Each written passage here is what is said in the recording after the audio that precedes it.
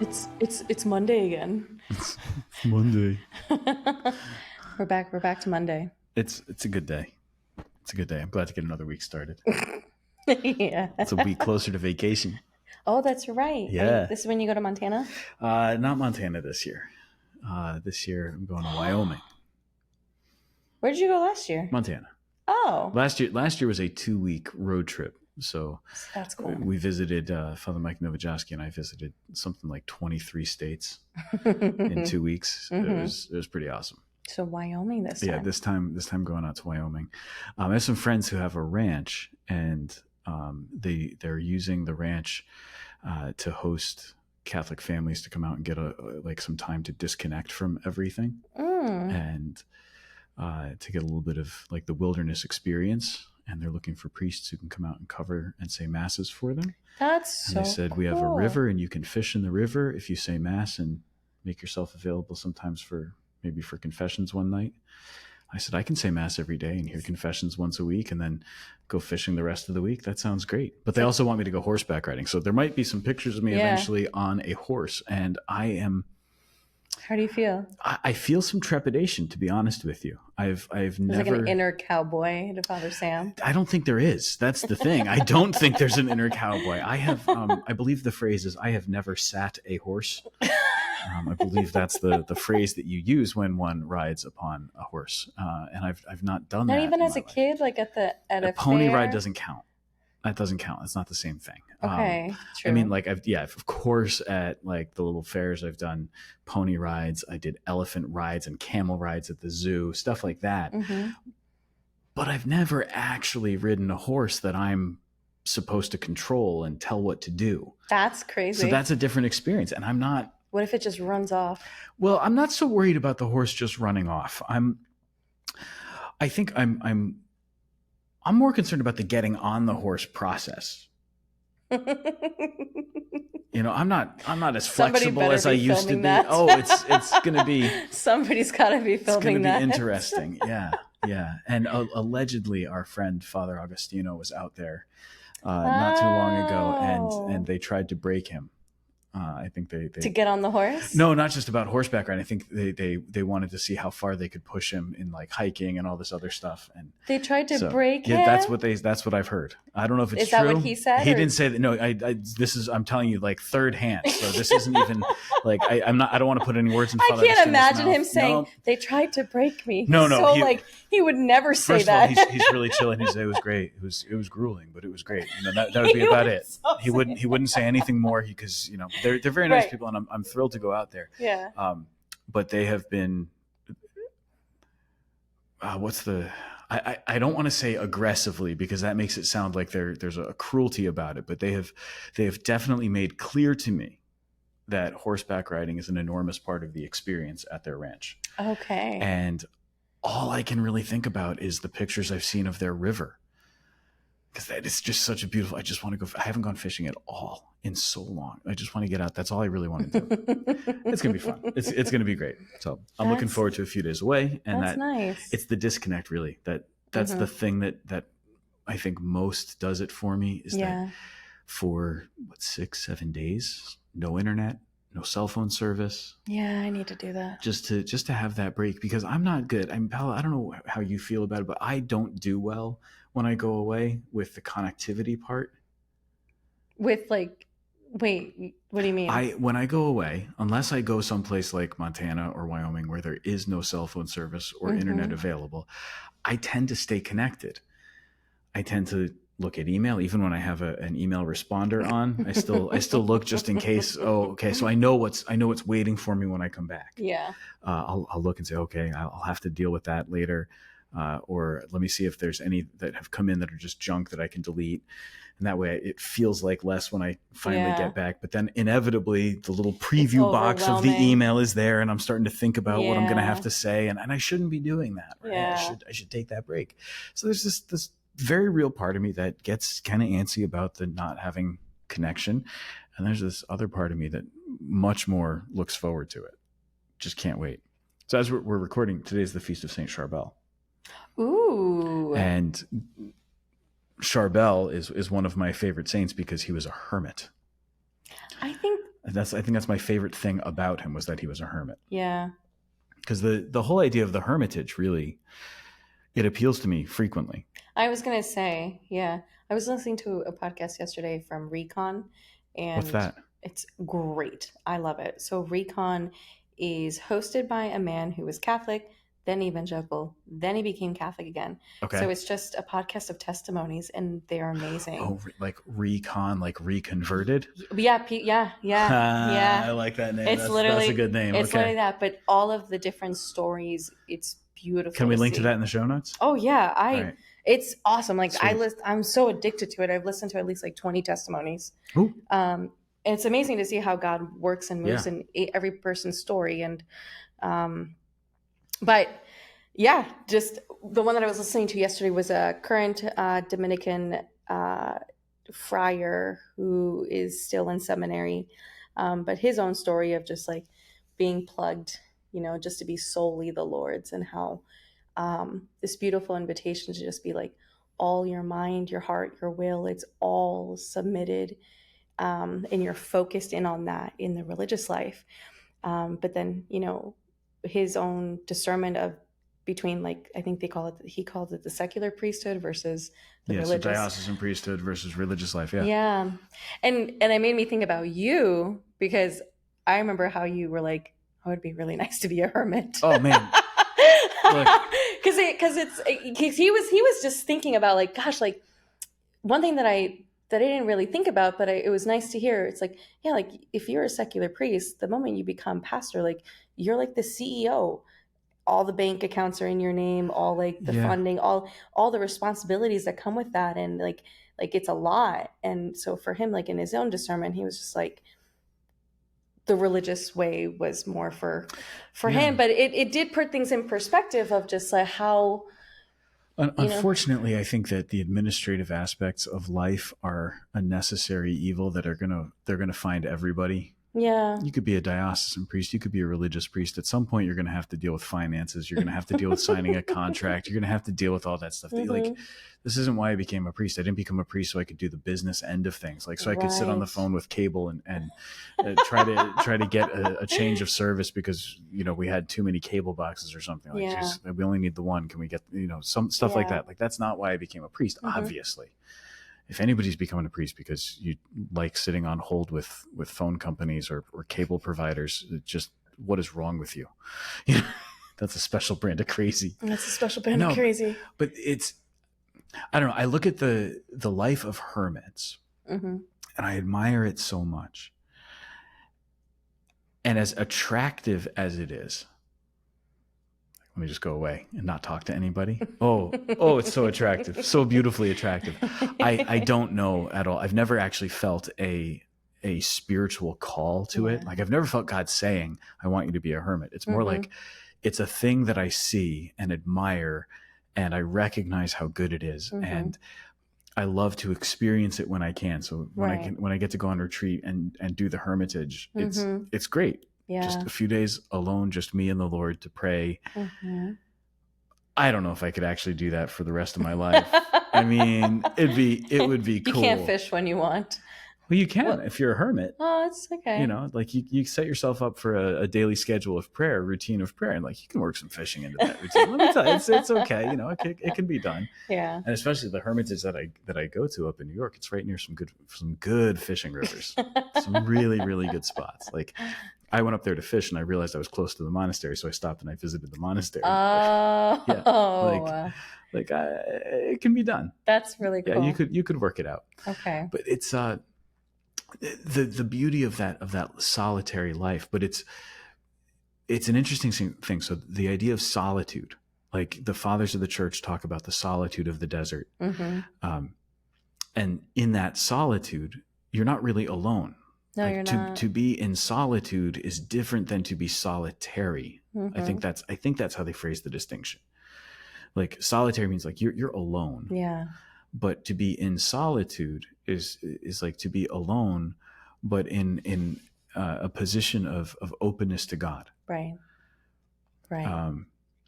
So it's the, I mean, maybe I'm probably not getting the etymology quite correct here, but if we're looking at word similarities, an attitude. So this is how I'm thinking about the world around me, how I'm open to the things that are going on, whatever it might be. But solitude would point me towards a single, Yeah. a sole thing, and so towards this one, which is God, that I'm looking towards. And so it's the openness and the attitude of my heart towards God. And there's something, I think, that's another one that's just very powerful for me, that idea of the solitude that opens you to God. You look at Saint Charbel, and you see this in the Maronite tradition. He goes into the monastery, and then after several years in the monastery, retreats even further. So the monastic life by itself is a whole thing. Right? The monastic life by itself is that unique pursuit of God. And then he goes into the hermitage. He still has visitors. That's the thing about the hermits. The hermits are never really solitary. Right? Like, I think we have the American mentality of hermits, right? So in the American lore, the hermit is the crazy guy with the really, really long beard. Lives under the bridge. Yeah, exactly. And he's gone off to live in the middle of the woods, and he doesn't want to be found. And anybody who comes to find him, he yells at and chases away, or he's kind of the crazy old kook who's out there. Right. But the real hermit, and if you look at the Christian tradition, the hermit is one who's living this life of prayer, but people come to him for direction. People come to see the hermit seeking wisdom. Right. If you look at the, is it Catherine Doherty? I think it's Catherine Doherty's book, Pustinia. I don't know this book. It's a very interesting book. So our friend Val turned me on to Pustinia. Oh. And so Pustinia is this idea from the Orthodox tradition of somebody who would live in solitude, either for a period of time. So they would go off for a week or a month or 3 months and live for a period of time in this place, set apart and basically empty. Right. The idea is that the place that you go has your table and chair so you can eat. It has a place where you can pray, and it has your bed so you can sleep. And that's really all that's there. Right. And the idea is that it's meant to be a space where you can go and be dedicated to God. You go bringing the food that you're going to need, and you go bringing scripture, and that's it. And then you meditate, you pray, you enter into this conversation with God. And in the process, people can come to see you. And so they know that you're there, and they'll come seeking some guidance. But also in like the Orthodox tradition, this would also be somebody was there, and they would come and say, we need help. And so the pustinik, which is what you call the person who lives in the pustinia, would go and would drop everything and go and help them. So they've got farm work to do. He's helping them take in the harvest. Yeah. They've got something that needs to be done to fix the roof of their barn or of their house, and he's up there hammering away. So he's part of the community while also being withdrawn from the community. And part of the gift that he is to the community is that he's praying for them, or she's praying for them. Right. Right. And so there's something that's kind of cool about that. I look at that and I go, that's a really interesting approach. No idea if God would ever call me to something like that, but there's this like undeniably beautiful something that is happening in that life. Yeah. So I look at the life of Saint Charbel and I say, there's something really beautiful there. Yeah. And I appreciate that. Yeah, because there's so much of like the Desert Fathers and how they lived their own faith. Now, can it be completely modeled for us who are in the world? Well, there's things we can still take from it, though. Right. Yeah. And part of the idea is that we're meant to cultivate interiorly that inner monastery. Yeah. Right. That place where we can be something of a monastic ourselves. This actually caused a huge controversy. It's funny because I just was at my let me finish that full sentence. I was like, when in history did this? No, I interrupted myself, and that was a problem. I did it the wrong way. So I just came back from my class reunion. Okay. Yeah. My seminary class got together, and we got to spend a couple of days together. It was really nice to be with these guys. I hadn't seen some of them in like 10 years. So it was really nice to see them and to spend time with them and reconnect. And I was very, very grateful for it. And I remember when we were in seminary, there's a book or an article, I can't remember which it was, but something that we were given to read. Maybe it was just a chapter of a book. I remember it wasn't that long. Anyway, something that we were given to read that talked about cultivating an interior monasticism. And it was one of the most spirited debates that we ever had as a class. It's about the idea, if we're going to be diocesan priests, secular priests, we're not called to be monastic. Right. We're not called to be monks. We're called to be in the world. Right. And there was something about the idea of interior monasticism that struck some of the guys in the class as being maybe too much. Really? It was I think it was the idea of like the interior monasticism at the cost of pastoral ministry, at the cost of availability and serving people. Okay. And that led to a conversation then about what interior monasticism is really supposed to mean. Because if we're going to be monastic, it's about cultivating that space for prayer for each of us, interior silence, and the openness to dedicate everything that we do to God. I don't remember where we left the debate, to be honest. In the grand scheme of things, it became an unimportant point for us. Was the room evenly divided? I don't even know if it was evenly divided so much as it was a fun debate to watch between the guys who cared enough to have a debate for the sake of having a debate. To have the debate. Exactly. Because put guys in a bunch of room, I'm not gonna go down. Look, man, I'm gonna stand my ground here. Everybody thinks they're an alpha. And it's seminary life. It's just how it is. It's with a bunch of guys. Yeah, exactly. It's a bunch of dudes who are less. Trying to accomplish and trying to demonstrate that they're capable. Look what I can do, and look how strong I am, and look how much I know. It's just seminary life. That's what it is. But no, there was in the grand scheme of this argument, it was like, how do we cultivate both things? That radical availability. Because that was another thing that came up frequently in seminaries, radical availability. Yeah. To do whatever it is that God needs you to do. Radical availability to be present. Doesn't that start interiorly? Like there's a radical availability that begins first inside of you. Exactly. In order to respond to the things that come to you. So you're not just simply reacting to it, but it's like, oh, God has been making space inside my heart. He's been stretching it in order for me to deal with these things that are happening. That's it, exactly. We can't be radically available externally. We can't be radically available in ministry if we haven't cultivated first that space where we're radically available to God in our own heart. Yeah. And so to have that space first for God is where we find our ability to be available for the other, for this person, for this task, for this ministry. Yeah. Yeah. But I think sometimes we get caught up first in the idea of, no, I've just got to be available because it's tangible.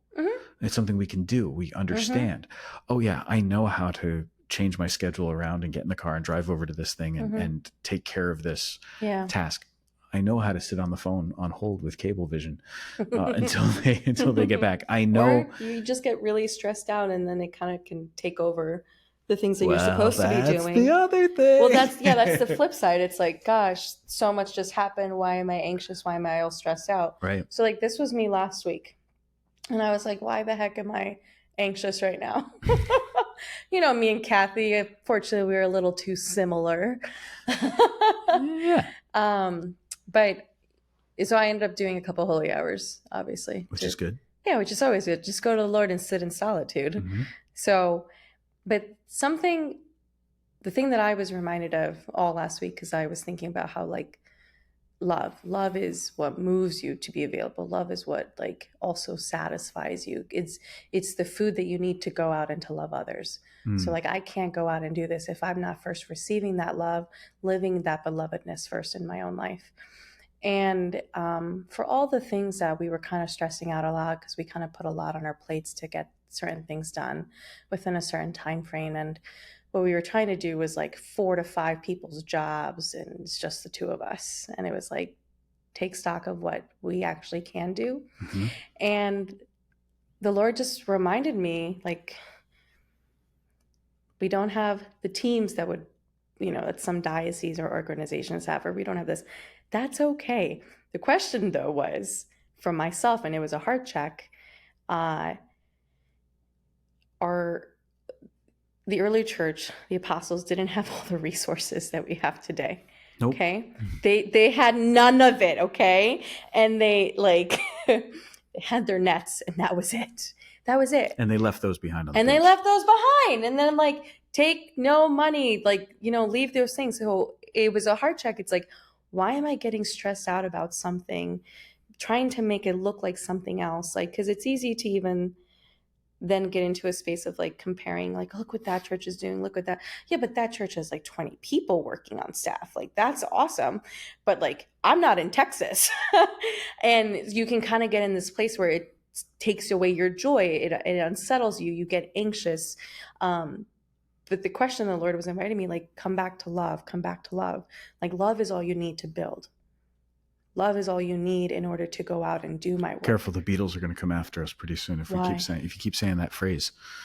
She doesn't know the Beatles. Oh, sorry. I had to do a rewind in my mind. We're going to get trademark infringement. It's going to be no, and I don't mean to be. I don't want it to be sappy. I genuinely do not want this to be a sappiness, because love itself is a mystery, and that's kind of where I find myself, just like enveloped in like the reality that I'm glad you didn't say love as a verb, because then DC Talk would be after us.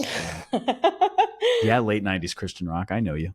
I've never heard of that. So you were part of that time. I was not. That's true. I was a heathen at that age. Very much a part of that time. Yes, you were. I'm a product of my era. But this idea of like of solitude, of going back to there is a simplicity that we're always invited into. And when we overcomplicate things, and that was kind of my discussion with Kathy, like we're overcomplicating something that we're trying to do, but is it what God is asking us to do? Like it's usually simple is it's the better route. It's not always the easiest, but am I going to be able to do this work from a place of peace, from a place of like, I am acting out of my belovedness because I have first been loved? Can I ask you a question? Yeah.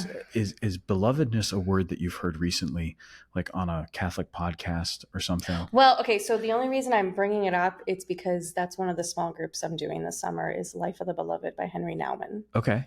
No, I'm asking because I've just been having this conversation about understanding one's own belovedness. Mm-hmm. And the person who I was talking with used that exact word to introduce the topic as something that she was dealing with.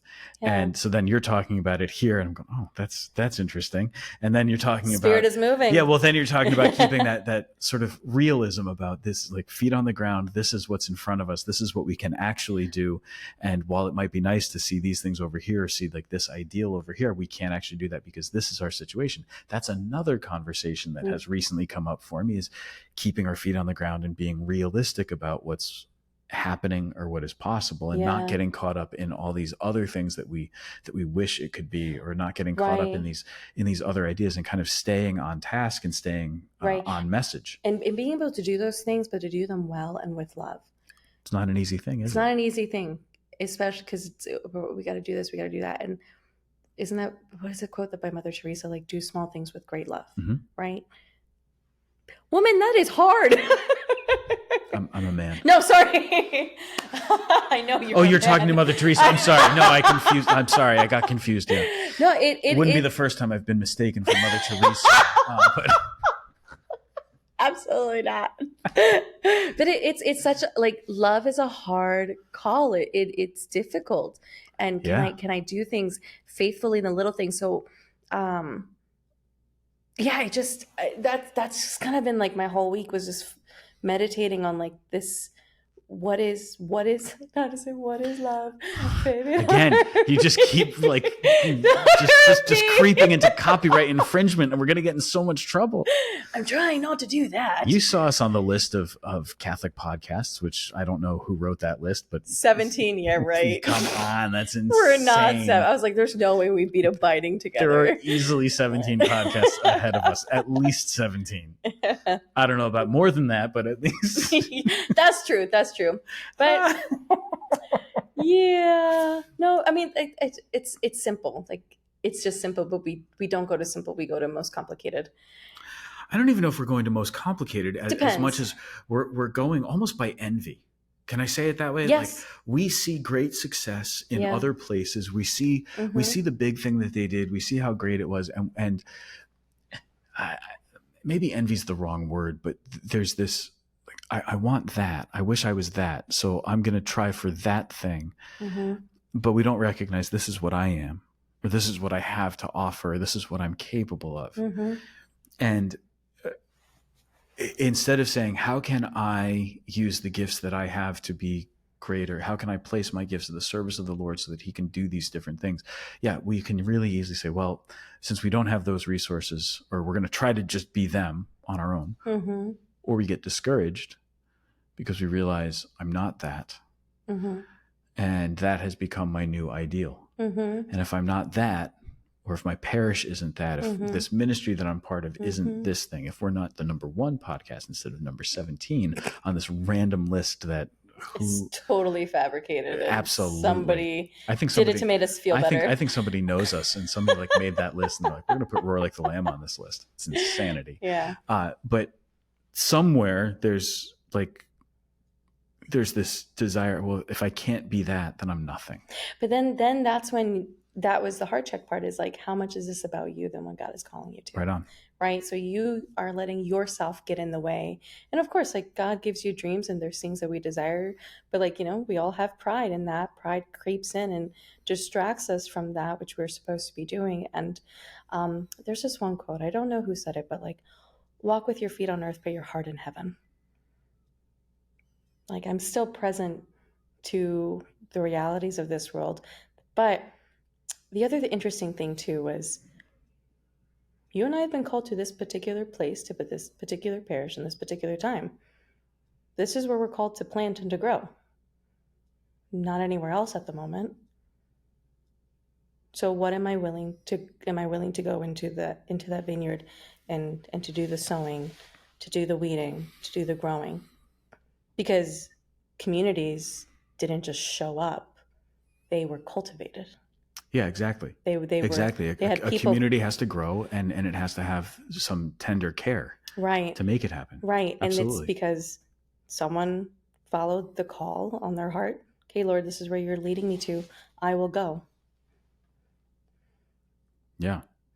It's a beautiful way to also kind of be reminded of your own purpose. Like, oh no, like, this is the mess that I've been called to, and that's good, because the world is messy. So when I'm thinking about my own life, like, we're all called into a particular mess where we're called to show love and cultivate love. And there's something about that also, God, I've been called here. You've missioned me here, not because it's perfect. Neither am I perfect. There's something here that I need to learn for myself, but also there's something here that you're asking me to plant in preparation for the next person to take over. Like, can I do these small things with great love? And as soon as my own mentality of that started kind of changing, and the Lord really spoke into that, like, the anxiety just went away. I was like, no, I'm just going to focus on those things that I know that I've been called into. And Jesus, I pray, like, teach me to do that well. Teach me to do it out of a place of love. And when I forget your love, call me back, which he does. He always calls me back. Yeah. How are you liking having an Adoration chapel? It's so crazy. It's really, really cool. It was beautiful even to see when I posted a quick picture, and some of the comments on our Facebook from some people, like, gosh, I love our time in Adoration. It goes so fast. So I'm very excited to see what I'm very excited to see how people will be testifying to the power of adoration in their life. How they're going to invite other people, what graces and miracles are going to come out of that, because they're already happening, though. I think that's the amazing part. But yeah, just having Jesus right next door is like, it's pretty great. It's really good. I was really convicted a couple weeks ago that we had started the chapel, and Adoration was going. It seemed like it was going great, and I was doing my hour, and 3 to 4 a.m. passes real fast, and I haven't fallen asleep yet during my hour. That's awesome. which So is really last week great. I slept through mine and I was like, oh, Jesus, I'm sorry. Fulton Sheen did the same thing, and Fulton Sheen has this No, story not of slept like, through mine. Like I woke up at 4:30 oh and I'm you supposed to be there at 4. you weren't there. Yeah. And I was like, Ah, oh, no, no. Susan. But then I did it Who's at four Susan? o'clock.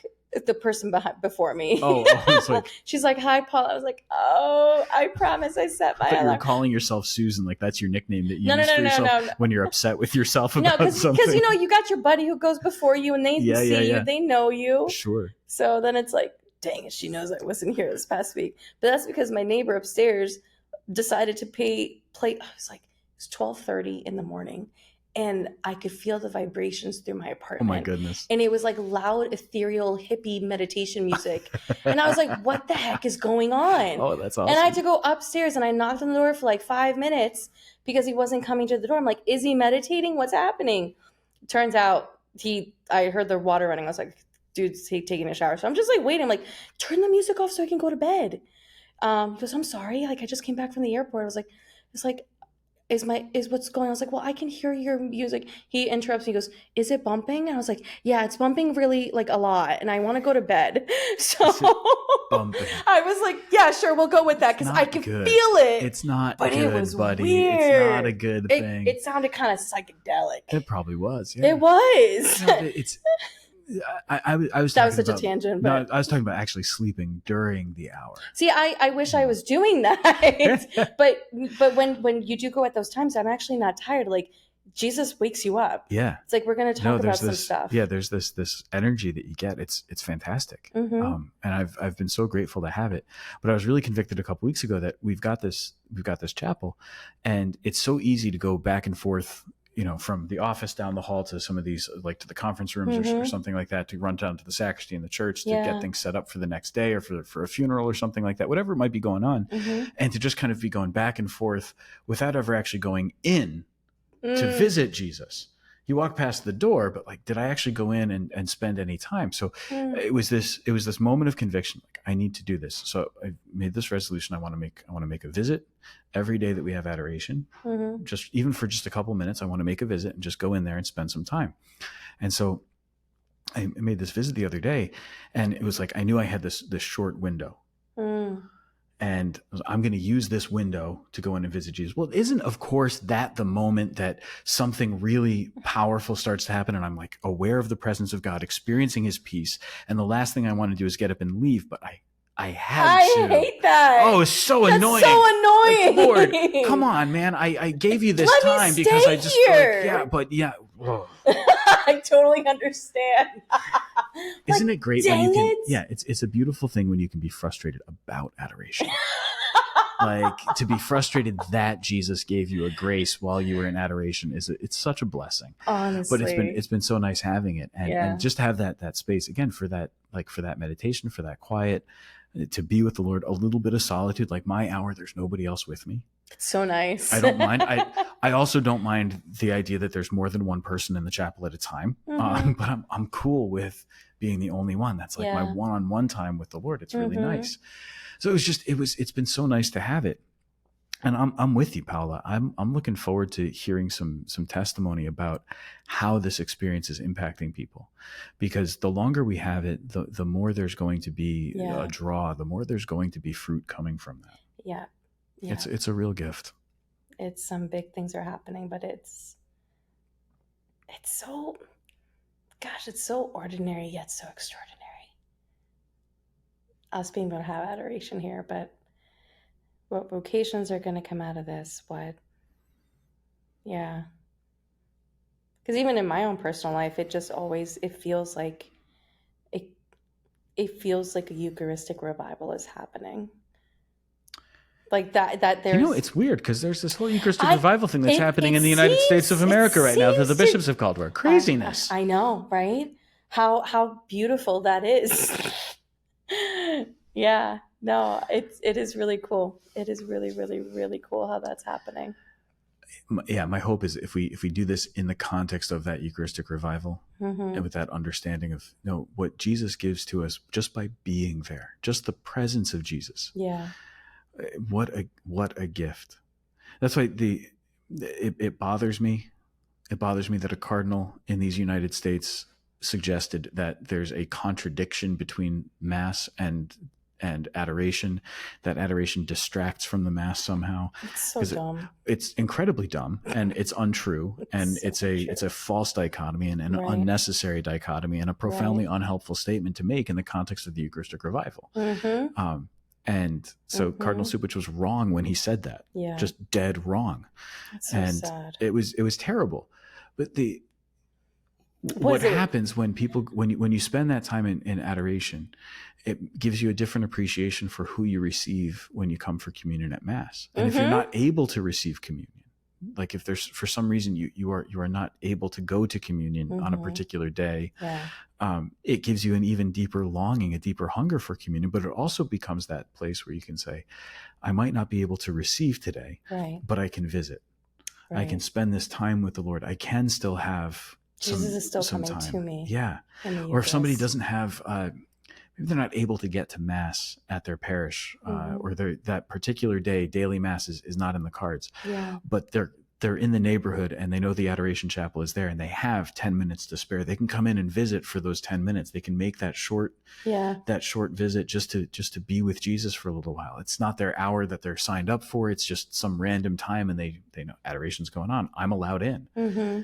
It's okay to come in and visit. Mm-hmm. And when people realize that they can just come and spend that time with the Lord, it's such a move of devotion, and it's such an opportunity for that deeper growth and to focus their attention on what God really wants to do for them. Who was the woman in the Old Testament who would be in the temple all day? Is that Anna?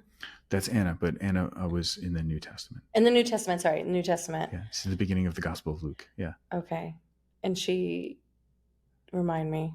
Anna was a widow for many years. Okay. She had lived with her husband for 7 years and then for 70 years or something like that as a widow.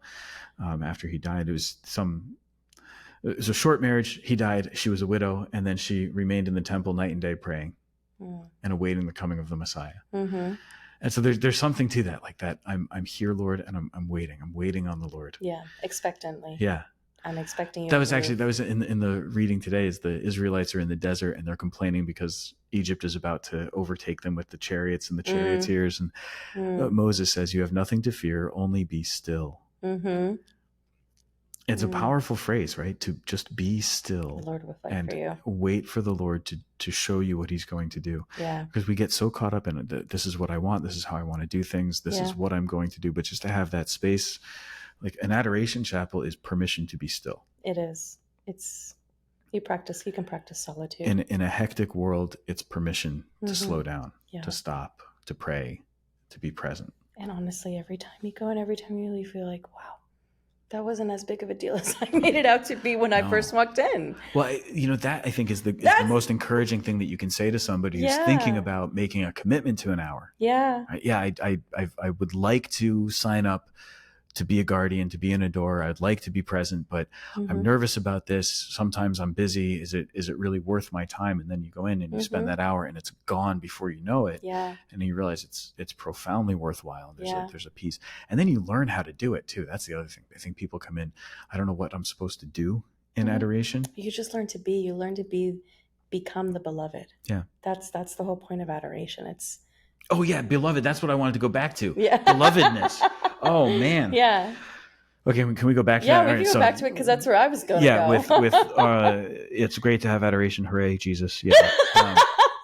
Eucharistic revival. We're in the Eucharistic revival. It's great. No, belovedness. So yeah, how easily we get caught up in the sense of am I lovable? Yes. Am I enough? Yeah. Am I worthy of being loved? And in the context of, so we'll use a little bit of our certification program that we're doing with the Catholic Psych Institute and some of the things that we've learned here. So, and just for those of you who don't remember it, the Catholic Psych Institute has this transforming and program. Changing lives. That's my ad. The certification program is teaching people, especially people who are in ministerial positions or mental health positions, but also lots of other people, how to accompany people with a truly integrated approach to the human person that allows them to encounter God more deeply while also understanding the inner workings of their own heart more deeply. So a lot of this involves some healing work, going back into past wounds and past struggles, but also some of those things that have become really internalized as part of your identity. Yeah. And so the theme of like a relational template, Mm-hmm. and how this experience with this one relationship might then influence how I see all other relationships, Mm-hmm. where I might apply this thing that I got from my relationship with this person. It could be a father, it could be a mother, it could be a teacher, it could somebody influential in my life, some relationship that was of value to me. Mm-hmm. That has become the template through which I see all my other relationships, or I'm applying that to this particular relationship because it feels sort of similar. Yeah. Well, I think a lot of times in our relationship with God, because we have an understanding of sin, Mm-hmm. human weakness, God's Mm-hmm. divine justice and judgment, Yeah. we might start to think that especially a wounded relationship in our own life is the template that fits best that relationship with God. Mm-hmm. So we start to apply that to God. Or Mm-hmm. if there's a relationship where somebody was absent in our lives, the feeling of that applies to God. Yeah. We'll use the word father, right? God is Mm-hmm. God as father. Well, if a father was a difficult character in your life, if that's a template that's broken, then it's really easy to apply that then to God. And what do we say? But you are God's beloved. Well, Yeah. if God is absent because the father is absent, Yeah. if my idea is that the father is difficult to predict, Mm-hmm. is kind of random, and with that unpredictability is chaotic, then I might start to think that God also is. And that means that my relationship with God is Yeah. chaotic and difficult and unpredictable. I will say what I said about how I was feeling last week and growing that belovedness was because I recognized the relational template that I was exercising. It Yeah. was like, oh. And when you start to see that relational template is operative, Mm-hmm. and then you start to shift to say Yeah. what is actually happening here, because this is the thing that we so easily forget, that Mm-hmm. I might apply this relational template to this person. Mm-hmm. But if I'm applying a relational template to you, Mm-hmm. I'm actually missing something of the real relationship with you. Mm. I'm seeing my relationship with you through another lens Right. that can make it distorted. Yes. And so Yes. if I can remove the lens for a little bit Yeah. and look at what the actual relationship is, Mm-hmm. then you and I can grow together in our friendship and in that walk together. Mm-hmm. And the same thing can happen with God. If I remove the relational template and say, wait a second, how does God really want to relate with me? Because we forget sometimes that it's about a relationship with God. Right. It's really easy to think Right. of my faith. I know my faith really well, but I'm feeling distant from God. And so I'm kind of mad about that. Right. I know my faith really well, though, and I really want to live my faith. Our faith is not just a series of propositions. No, it's not. There are certainly intellectual things that we can say about our faith. There are Mm-hmm. certainly facts that we can cite about what the Catholic Church is and what the faith is about. Right. But ultimately, our faith is not just about a series of affirmations of truth. Right. It's about a relationship with a living God who wants to actually have this conversation with us. Right. And so that relationship with the living God, where God wants to step into our lives and be present for us and with us, if we can recognize that that's a new relational template, that's different from all the other relational templates that we have. Right. Take what's broken in any of those templates that you have, any of those relationships that you have, and you're going to start to see that actually in the relationship with God, it's not broken. Mm-hmm. And so the anxiety that I was feeling was the fear of abandonment. I need to do all these things because that's how it was in my family system. Mm-hmm. That's literally it. It was just that. And so the Lord calling me lovingly, it's like, but who are you and who have I called you to be? Like, go back to relationship with me and don't get caught up in like just doing things. And it was like his voice needed to call me back into relationship, because I will play out again and again that particular template of just like putting a lot on my plate and creating all these like subjective deadlines and like causing my own stress. And it's like, and then the Father's voice comes and he talks. So what did you do right away? Well, I'm going to tell you what you did. What did I I'm do? just going to tease you for a second because Go ahead. you drew up a list of dates and said, this is when we're doing this, this, this, this, and this. Well, Subjective deadlines, man. now was that? Subjective deadlines. Yeah, yeah. Well, No, actually, it was helpful because we needed to start talking about I mean, there's things we have to actually do. doing things. Yeah. Yeah. So no, you coming up with dates was actually, oh, okay. Yeah. This is the time frame we're looking at. I don't know if that exact date will happen, but if we Right. have a goal, that's Right. good. Because No, then, it's better. because then you're being you did fine. proactive about, and then that's where like Kathy was so helpful and like, okay, we need to put a date on there so we can plan. I was like, that totally makes sense. You can't just show up and do stuff. But Why? because it's Why not? Just it's just going to happen. It's going to be fine. right, and then it's That's gonna be a my dumpster attitude. fire. No, it's going to be fine. Don't worry about it. It's going to be fine. It just takes care of itself. It's fine. It's all It's like fine. you plan, but you leave room for the Holy Spirit. You know, like there's that. But no, it was just that, and it was just like a lovingly call back to what's the important part here? Am I living out of a place of being beloved? And am I also working from a place of love? And isn't that hard though? So often to give permission to be loved, like to give God permission to love us, to accept. It's not the giving part that's always difficult. Like it's easy to say, oh, I want to help you, I want to love you, I want to support you, I want to do something for you. But sometimes it's hard to be on the receiving end. Say, I'm going to accept that you're giving me help, or I'm going to accept that God loves me and cares for me. And you're still kind of, in a way, not completely, it's not the whole picture, but earning it. I need to earn it. Though it's not it's not the number one motive. It's playing a part though. It's certainly playing a part. Well, it's hard to get past that idea that we've done this and we've received this by merit, by the things that I've done. Now there's the both and in Catholic thought, right? Yeah. That there are certain things that we merit. Yeah. And that we merit because of the good that we've done. And there are some things that we cannot earn. It's not possible for us to earn because it's God's free will, God's free grace given to us. It's a gift.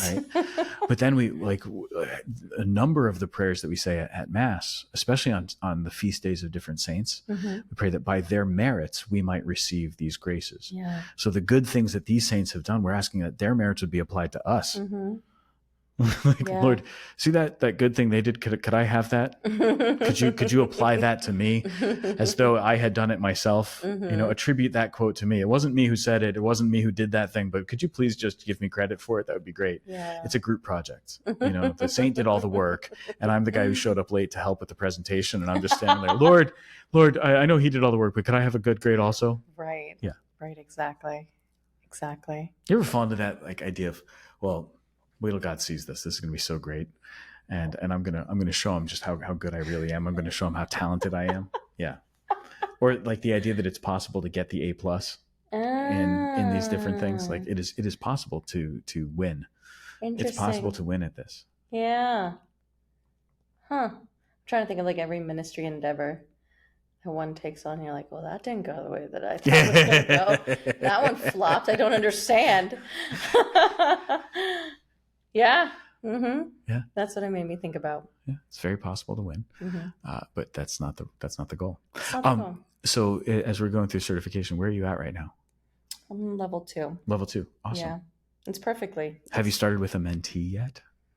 No, not yet. Hopefully in a couple weeks. Very soon. Awesome. Yeah, so that's so cool. Start working with certain people. That's going to be great. You're going to love it. You're going to love it. It is such a great experience. I'm excited. It's going to be really interesting to move from the frame where I like meet with directees once a month to then doing a daily mentorship. The daily mentorship model it's very powerful. It's so powerful. And as you get into the habit, it starts to change even more. Like as you get into it more and more, you start just noticing things immediately, and you start hearing things right away, and that's the thing that needs to be focused on. And I can't really explain why it is that it, but you hear it in what the person is saying. We need to talk about this. This thing is important. This thing really matters right now. I mean, it's definitely changed the way that I listen to the people that I'm doing spiritual direction with. What? Listen, Sorry. that was stupid. Yeah, it was stupid. That one was actually dumb. I really appreciate your freedom calling me stupid. Thank you. Thank you. That's wonderful. You're welcome. You're welcome. Yeah, I mean, it's really cool to pick up on how someone says something and it's like, I know what you want. I know what you're looking for. I know what you're trying to get to. I'm going to help you try to get to that. Yeah. And so then you can like, you know, what is it like? Recalculating like on a GPS. Recalculating. You're like, okay, that's what you said, so now we're gonna go that. But it's so fascinating how much more like natural it is to grow in a skill that I just didn't think I could ever do it, first off. But it's made me more attentive to affect and tone and what they're sharing. But I mean, the thing that I need to learn how to do is I can be extremely empathetic and you got to make sure you have one foot on the shore. So I still need to be able to. That's definitely my thing that we've already talked about it. Paula, when you're going with clients, be prepared. You're very good at like, he's like, is that your Dr. Brian impression? Because that doesn't sound anything like him. He's much more direct and strict. Yeah, he is. That was a very gentle version of Dr. Brian. I wouldn't expect. He's just like, yeah, just so you're aware, I want to bring up something just to make sure that, this may or may not happen. This will most likely happen to you, but empathy, totally great. You have great giftedness for empathy, but you still need to be able to have an objective view, a clinical view of what someone is sharing with you. Right. And so like I'm more emotion, I'm just an emotional person. So that's where like that, that's a gift, but too much subjectivity if you think about it, really hurtful. Yeah. The role of a spiritual director, the role of a mentor is to accompany somebody, but not to be the one who is in the depth of that emotion and chaos with them. We're both going down. Yeah, exactly. Like, it's not. You're in the sinking ship. Let me get into the sinking ship with you. Yes. It's to help them to get off the sinking ship and into the boat that's actually still afloat. Yeah. And sometimes that requires that empathy that says, I understand that your boat is sinking. I understand. And I understand that you're scared of that. And I also understand that you like this boat a lot and you'd like to stay in it. But I need to tell you that you're going to drown. So you shouldn't do that. Right. Come over here. Let me end with the directive there. Yeah. Yeah. So you'll learn some of that stuff, like, getting past it. I feel like one of the advantages that I've had going into it is 15 years of being cynical. 15 years of priestly ministry. That's what I meant. Yeah. Because after all, you do this, and you see behavior, and this is not about mentorship or even spiritual direction. It's just ordinary life and the type of ministry that you do. You start to see certain things repeating, and you go, "Oh, I know what's happening." Yeah, but these patterns, like, they're predictable. If I asked you to describe your typical, let's say, a typical volunteer for a Steubenville Youth Conference, because you and I have worked with volunteers at Steubenville Youth Conferences. Yeah, they just had theirs. You have an image, right? Yeah, I do. You have an image, and you have certain characteristics and personality traits. Always the same. Now, that doesn't mean that you're not willing to enter into a relationship with them, work with them, encourage them, talk to them, and be kind to them. Yeah. But there are certain things that are kind of characteristic of the people who are going to do this type of thing. In priestly ministry, you learn as you're going through, there are certain things that are characteristic of this population. Always. Frankly, it's true of diocesan priests. There are things that are simply true about diocesan priests. And so I know I meet a diocesan priest. There are certain things that he and I are going to connect on.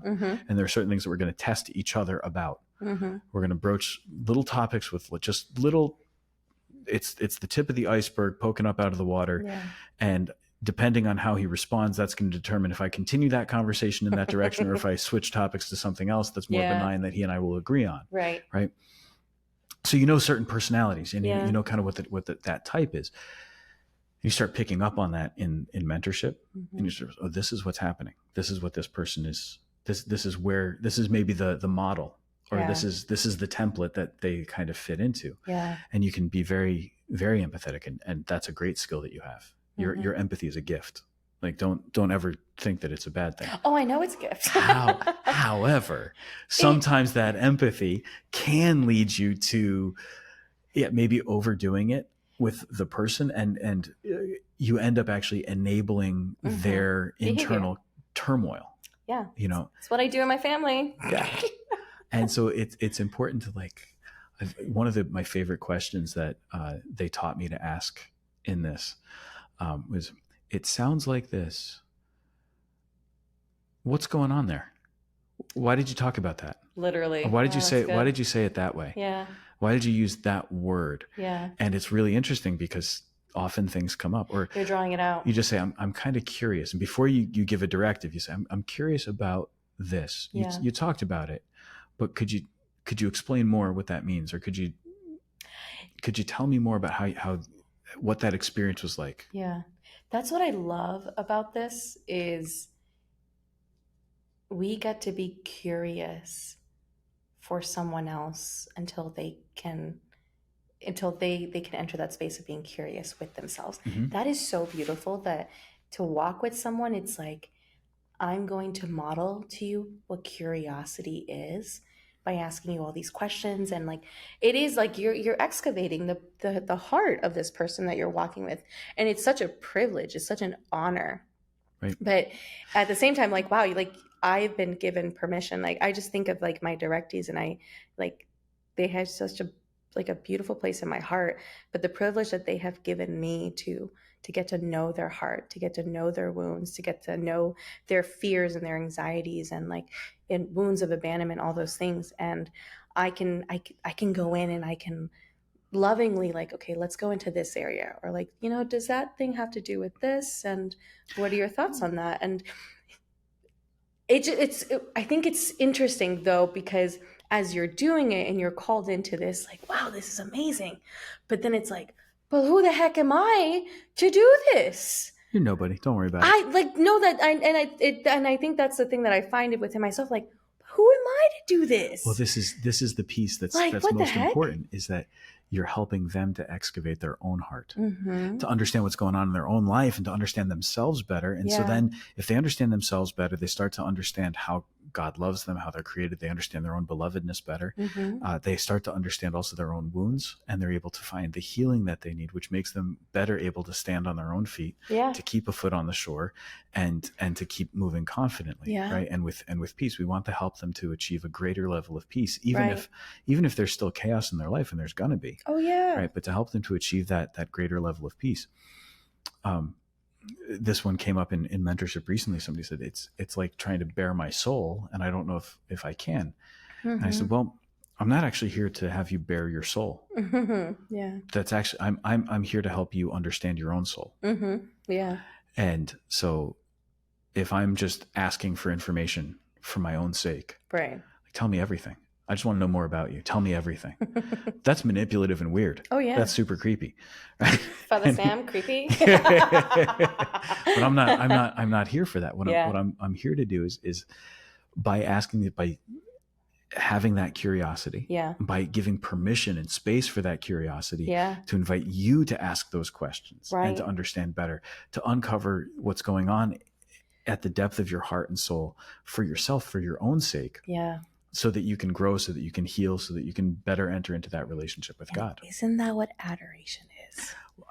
I'm so glad you went in that direction, because as we wrap this up, I wanted to go back to adoration, Yeah. and the hermitage, Yeah. because This is what it is. the more we're going to adoration, Mm-hmm. we're inviting Jesus to accompany us. Yeah. But he starts to lift the veil. Yeah. We start to get to know ourselves better, our own status as beloved sons and daughters. Yeah. And as we come to understand ourselves better in that context of love, Mm-hmm. then we also are able to enter more deeply into the relationship. Yeah. We're also able to be more focused on that one who is Right. God. Right. And with that, you then become curious of the people around you, and you make more avenues for that love to go through. Exactly. That's the thing that's going to build community. So like the gift of adoration isn't that it's just affecting one person. It's going to affect the entire community here. Do you say infect or affect? Affect. I like infect also though. Oh, I like that too. No, that like the love of Christ it's an infects epidemic. the world. Yes. Love Yes, dominion. that's exactly it. Wow, I didn't realize I said. Yeah, that was a Well, slip of the tongue. No, I don't think. I don't know. It just sounded to me like you said it. We'll check the audio and see how it came. No, out. I'm probably sure I did say it, because sometimes I say words that I don't mean to say, and that's Oh always. no, words are coming out. No, yeah, I mean we all know I do that. It's not a secret. There's no secret. My goodness. Yeah, so that's really cool though. No, but this is beautiful, because it's adoration is going to lead to just not revival in the hearts of us, but we will be known, we will be seen, we will be claiming the truth of our belovedness, and then we will be curious about the people around us and invite them, at least model to them curiosity about their own belovedness, until they're at a place where they claim it from a place of freedom, from greater freedom. And which makes me really excited for these Eucharistic revival nights, because that's what I've just been praying with, and that's what I feel like the Lord is calling us into more, is like, let it loose. Just be loose. Amen. And all the people say amen. Again, copyright infringement. We're going to get in trouble. Sorry, Matt Moore. I'm Father Sam Kachuba. And I'm Paola Peña. This is Roy Like the Lamb.